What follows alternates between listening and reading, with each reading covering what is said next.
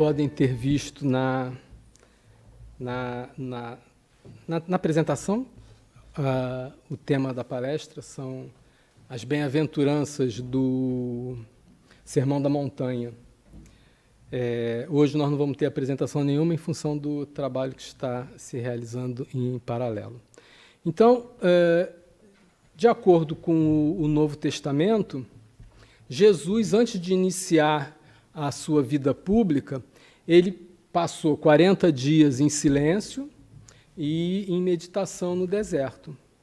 E o Sermão da Montanha é a primeira mensagem que ele traz logo no início ao povo. Foi, segundo consta, a primeira participação pública de Jesus foi então esse sermão. Segundo Mateus, um dos evangelistas que conta sobre esse episódio, isso aconteceu ainda antes de Jesus formar o seu apostolado. Já Lucas, o outro evangelista, que fala sobre o episódio, já diz que foi depois.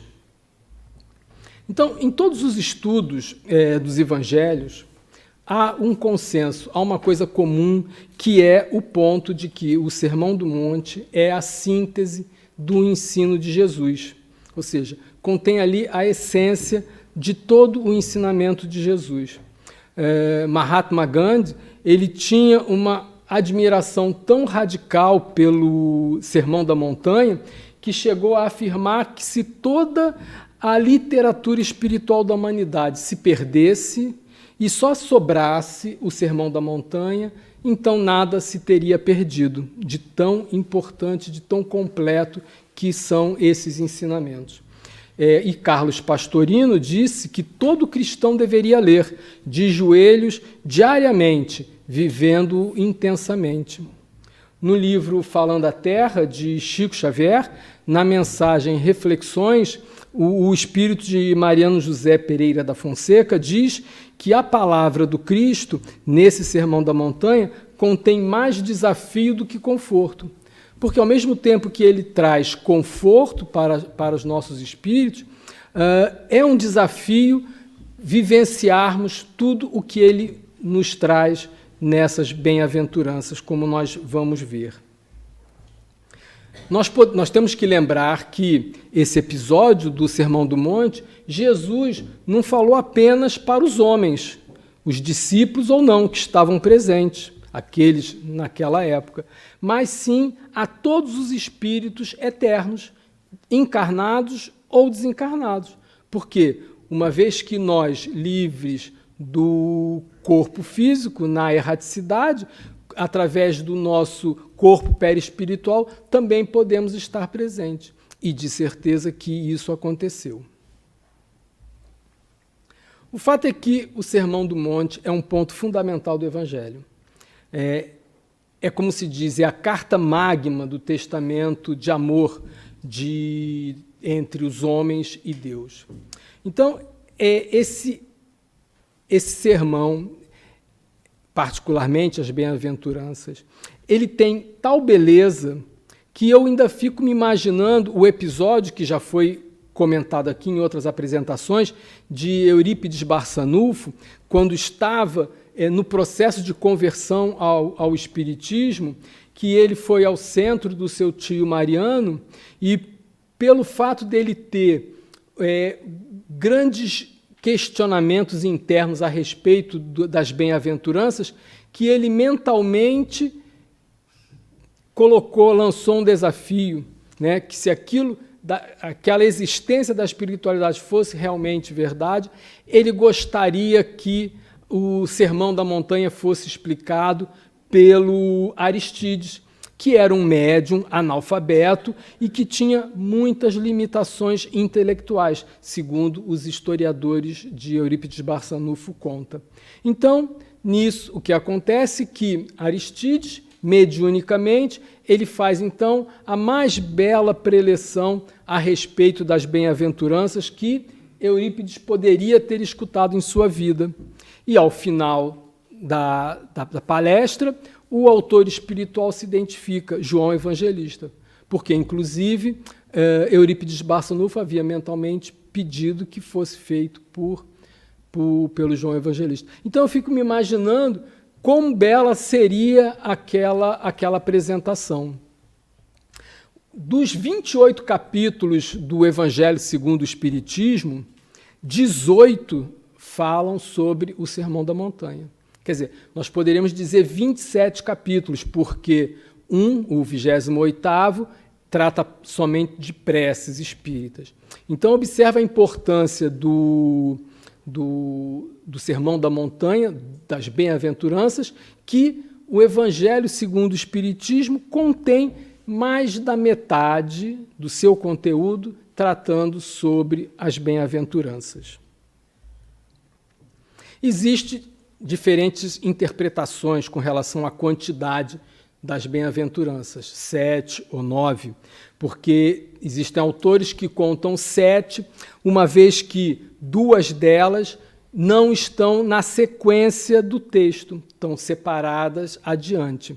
Então, alguns consideram 7, outros consideram 9. Nós aqui vamos apresentar como sendo 9, porque essa apresentação foi inspirada no raciocínio de Jorge Elahat, um brasileiro que vive em Rondônia, um espírita, e que fez muitas apresentações a respeito do Sermão da Montanha, e então nós vamos considerar como sendo 9.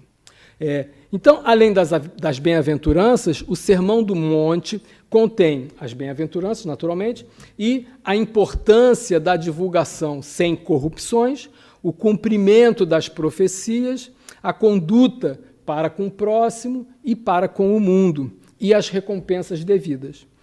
Também o julgamento e a resposta aos nossos pedidos, e, por fim, o alerta para com aqueles que nos enganam. Então, aqui, em função do tempo, vamos falar apenas das bem-aventuranças.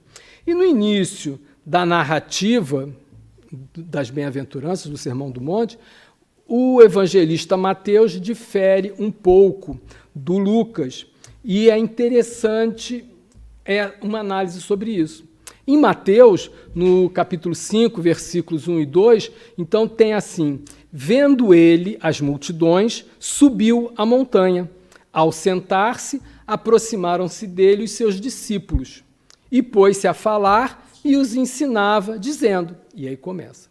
Já no de Lucas, ele fala que desceu com eles e parou em um lugar plano, onde havia numeroso grupo de discípulos e imensa multidão de pessoas. Então, Mateus fala que ele subiu a montanha e Lucas diz que ele desceu a um local plano. E o interessante disso é o que Carlos Pastorino fala sobre essa diferença, que o sentido profundo que nós podemos tirar desses versículos explica a redação por ter sido feita dessa forma. Então, no caso do Mateus, o discurso é dado por completo das bem-aventuranças, como se fosse em sequência mesmo. E ele fala no monte elevadamente, ou seja, Jesus subiu ao monte para as individualidades, para o espírito. Já Lucas, Deus dirige-se às personalidades, porque ele facilita o seu ensino descendo até um lugar plano. Então, Jesus desce para se aproximar das personalidades. Já em Mateus, não, Jesus sobe para falar às individualidades. Então, nós podemos entender que as individualidades é o eu profundo, o eu espiritual, e a personalidade é o eu, a encarnação presente, é a minha apresentação material no planeta. Então, vale observar que, no Evangelho de Lucas, então, as bem-aventuranças referem-se ao plano físico. Então, Jesus fala aos pobres, como Lucas cita. Aos pobres, falam aos que choram, falam aos que têm fome. Então, fala para todos aqueles que sentem essas angústias na carne, no seu corpo denso, no seu corpo físico, no seu corpo material. E o mestre se refere exatamente à pobreza do dinheiro, às lágrimas das dores, à fome da comida. Então, ou seja, segundo Lucas, Jesus ele se apresenta à personalidade, a fatos do Espírito encarnado. E, a seguir, ainda então em Lucas, ele condena os ricos, condena aqueles que estão fartos, aqueles que riem, e tudo então na parte material. Então, segundo Lucas, Jesus então apresenta tudo segundo o lado material, já diferente nós não vemos em Mateus. Então, em Mateus, Jesus dá-nos a parte espiritual, com a elevação, subindo ao monte extraterrena. Então, cada um deles, Mateus e Lucas, interpreta este ensinamento de Jesus segundo um ponto de vista diferente, o ponto de vista próprio deles. Mateus, então, ele narra segundo o espírito, segundo a individualidade. E Lucas, então, de acordo com o corpo, com a personalidade.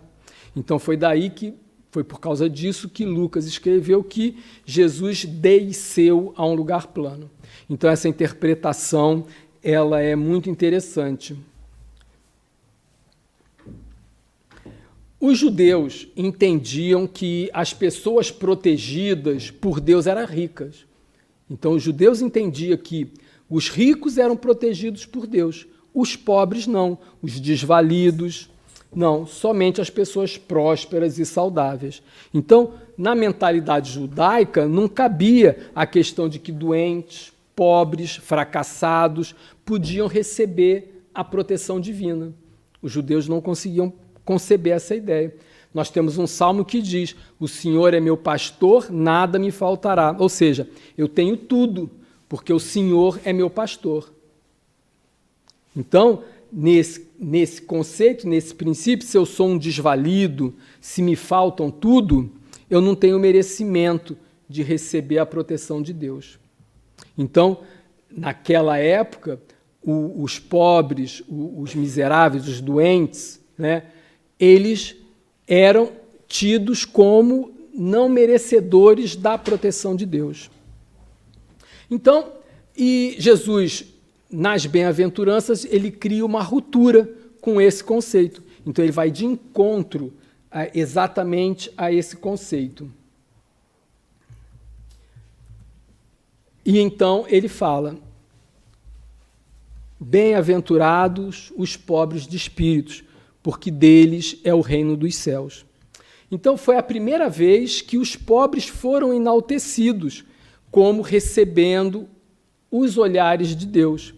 Então, Jesus mudou a lógica judaica, apresentando, então, uma visão de bem-aventurados para aqueles que são pobres de espírito. Dessa forma, aqueles que não são pobres de espírito não vão conseguir acessar a esse reino, ao reino dos céus. Por quê? Porque eles são ricos de espírito. São aqueles... Então, o que é o rico de espírito? É aqueles que estão certos dentro das suas certezas, aqueles que estão na fartura, estão cobertos com o manto da soberba. Então, ou seja, o rico de espírito não é simplesmente, não é apenas do ponto de vista da riqueza material. Então, todo aquele que está cheio das certezas, todos aqueles que estão cobertos de soberba, serão os ricos de espírito. E esses não poderão fazer parte do reino dos céus. Então, por isso, por quê? Porque eles não sentem necessidade de nada. Se eu sou rico, se eu tenho certeza de tudo, se eu sei de tudo, eu não tenho necessidade de nada, não me falta nada. Então, eu não tenho, por isso, necessidade de mudar. Eu estou certo como eu sou, eu não preciso mudar. Então, as bem-aventurados somos todos nós que estamos errados. Então, os pobres de espírito são aqueles imperfeitos que estão errados, que eu tenho falhas, eu preciso mudar, eu preciso me transformar. Então, esses sim é que terão acesso ao reino dos céus. Então, os pobres de espírito, eles conseguem ver as suas próprias falhas, reconhecem as falhas, identificam, reconhecem a sua pequenez. Então, por esta razão, eles estão em condição de fazerem essa mudança. Então, eu sei que eu sou frágil, eu sei que eu preciso mudar, eu sei que eu sou pequeno, que eu preciso crescer. Então, eu estou aberto para poder mudar. Agora, se eu acho que eu estou certo, que eu tenho tudo, eu vou mudar em quê? Eu não preciso mudar. Então, os bem-aventurados são aqueles que reconhecem as suas imperfeições, porque então eles vão poder promover a sua transformação moral. Nesse caso, infelizes somos todos nós, aqueles que estão cheios de certezas, porque então nós temos uma visão quase que impermeável ao processo de mudança. Então, se eu estou cheio de certeza, eu não vejo em que eu preciso mudar. Então, essa bem-aventurança é o mecanismo do autoconhecimento, da descoberta de quem nós somos. Felizes de nós, então, que descobrimos que somos almas frágeis. Bem-aventurado os que choram, porque eles serão consolados, continuou Jesus. Então, é a segunda bem-aventurança, porque quando eu descubro que eu sou frágil, eu vou chorar a minha pequenez. E se eu estou chorando, é porque eu acessei a minha fragilidade. E assim eu estou pronto para a mudança. Então, os que choram é o cair em si, é o reconhecer. Então, eu reconheço que eu sou pequeno e eu choro isso. E então vem a terceira bem-aventurança. Bem-aventurados os mansos, porque eles herdarão a terra. Então, a mansidão é o resultado do homem consigo mesmo. Então, aquele homem que está bem consigo mesmo, ele adquire a mansidão. Então, eles herdarão a terra, porque fazem a transformação moral e vão herdar a terra para a transição planetária. Então, se você quer herdar a terra, reconheça-se pequeno, chore a sua pequenez e, em seguida, exercite o autoacolhimento, a autoaceitação, para então serenar-se por dentro e fazer então a transformação moral para garantir a permanência na Terra. Depois, então, temos os bem-aventurados que têm fome e sede de justiça, porque eles serão fartos. Então, na medida que eu reconheço que eu tenho que mudar, eu me incomodo com o que está equivocado. Se eu reconheço que eu preciso mudar em determinado ponto ou outro, eu vou me incomodar com aquilo. Então, eu vou me esforçar. Então, eu tenho que corrigir o que está errado. Eu tenho fome de justiça. Eu tenho fome de consertar. Então, eu tenho que corrigir o que não está certo. Eu tenho que ajudar o que não precisa. Então, agora, já não é mais uma atitude voltada para si próprio. Eu tenho fome de justiça, eu quero ajudar, eu quero corrigir, eu quero promover mudança do que está fora de mim. Então, eu tenho que corrigir o que está errado, eu tenho que ir de encontro ao outro, eu tenho que pedir perdão, eu tenho que me reconciliar com as pessoas. Eu preciso ir ao encontro de quem eu feri. Então, depois vem bem-aventurados os misericordiosos, porque alcançarão a misericórdia. Então, aqui já não é mais eu ir encontro ao outro para pedir perdão. É eu conceder o perdão a quem me feriu. Então, aqui nessa bem-aventurança, se eu sou misericordioso, então eu estou perdoando aquele que me feriu. Então, só é possível conceder perdão se eu vivi as 3 primeiras aventuranças antes. Então, eu descobri que eu também sou frágil, eu chorei a minha pequenez, eu promovi o meu autoencontro. Então, já entendi que foi preciso pedir perdão aos outros. E agora, então, eu estou pleno para ser misericordioso. Bem-aventurados os puros de coração, porque eles verão a Deus. Então, após perdoar e ser perdoado, de lavar a alma das culpas, de tirar então das costas o peso dos erros que cometemos por diversas encarnações, então nós ficamos prontos para um movimento efetivo em direção ao encontro com Deus. Então, a partir da sexta bem-aventurança, é um caminho em direção ao encontro com Deus. As 3 primeiras bem-aventuranças é o encontro consigo mesmo, é direção interna.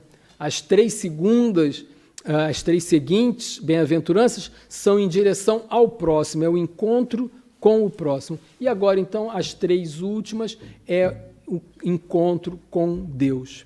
Então, o puro de coração é aquele que tem a alma lavada e então consegue passar a ver a Deus. Então, vê Deus em todas as coisas. Vê Deus nos astros, vê Deus na natureza, nas flores, nas tempestades, nos sorrisos, nas lágrimas. Então, ele passa a ver Deus em todas as coisas, porque ele perdoou, porque ele foi perdoado, porque ele se reconciliou e agora está em paz consigo mesmo. Então, essa aventurança é o estado de plenitude que nós conseguimos alcançar após a reconciliação com tudo que está à nossa volta. E a 7ª aventurança, bem-aventurados os pacificadores, porque eles serão chamados filhos de Deus. Então, o pacificador, ele não está pacificando nem a si mesmo e nem pacificando em relação ao próximo. O pacificador está preocupado com todo, com a sociedade. Ele quer promover a paz. Então, ele atua, nesse momento, como filho de Deus. Então, ele vai ser alguém que vai buscar transformar a sociedade. E o 9º, bem-aventurados, o 8º, bem-aventurados os que sofrem perseguição por causa da justiça, porque deles é o reino dos céus.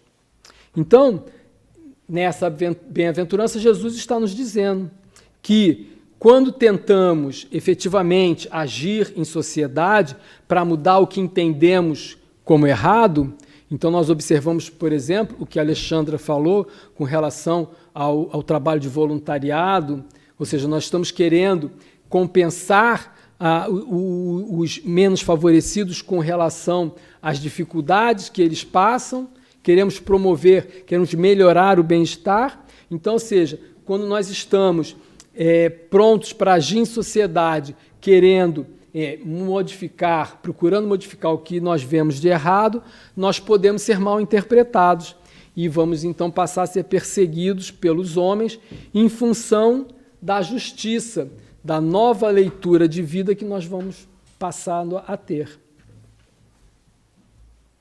E na 9ª bem-aventurança, Jesus diz: bem-aventurados sois vós, quando vos injuriarem e perseguirem, e mentindo, disserem todo mal contra vós por minha causa. Então, esse é o 3º nível de quietude. Há 3 níveis de quietude. O primeiro é na 3ª bem-aventurança, em que ele alcança quietude consigo mesmo.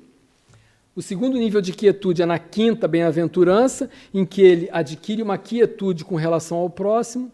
E a 9ª bem-aventurança é quando ele alcança quietude em relação a Deus. Então, observem só que interessante, quando Jesus fala perseguirem por amor a mim, lembremos que essa foi a primeira aparição de Jesus em público. Então, ou seja, ninguém o conhecia ainda. Então, quando ele fala por amor a mim, ele está dizendo, como as pessoas ainda não sabiam quem ele era efetivamente, mas ele sabia aonde a sua doutrina ia chegar.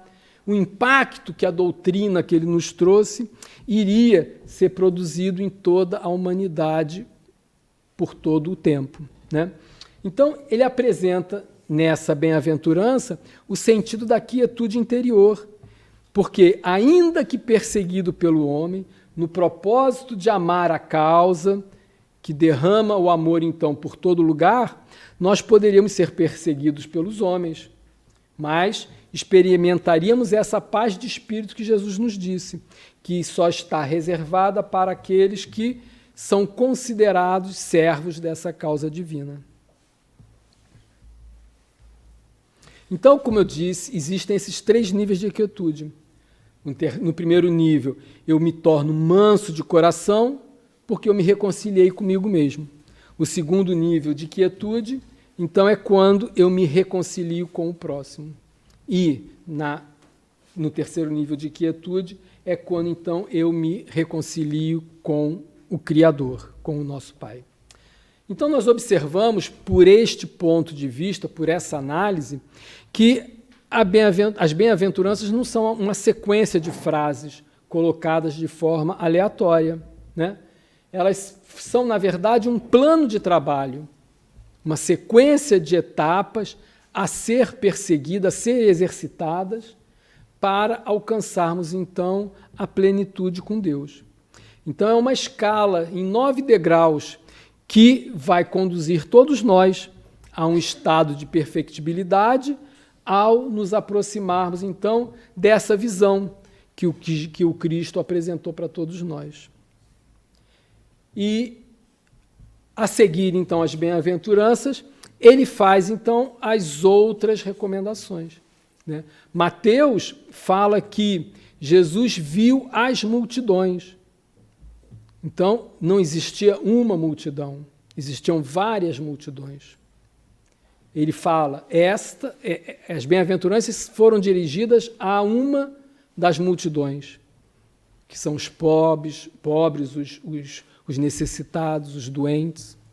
E depois, então, ele fala para as outras multidões, que são os doutores da lei, que são os ricos e assim por diante. E isso é caso, então, para uma apresentação específica em função do nosso tempo. Então, finalizando, eu rogo a Jesus, então, que nós possamos receber o incentivo dele, todos nós, para que nós possamos nos empenhar a seguir esse roteiro, conforme Pastorino disse, né? Diariamente ler para assimilarmos e podermos seguir, para que nós possamos, então, nos aproximar de Jesus com mais rapidez. Que assim seja.